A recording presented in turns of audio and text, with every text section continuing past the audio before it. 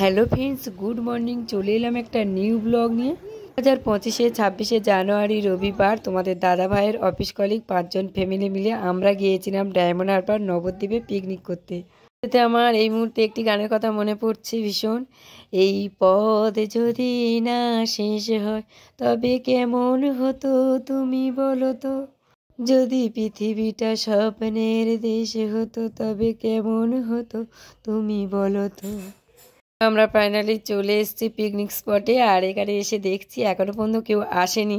রান্নি আর রান্নির helper চলে এসছে ওনারা রান্নাবান্না করার জন্য।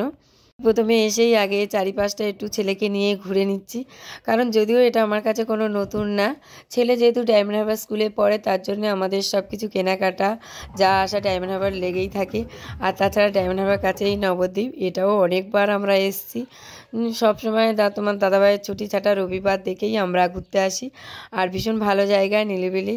আমার তো বেশ ভালো লাগে। আর তোমাদের কেমন লাগে কমেন্ট করে জানাবে।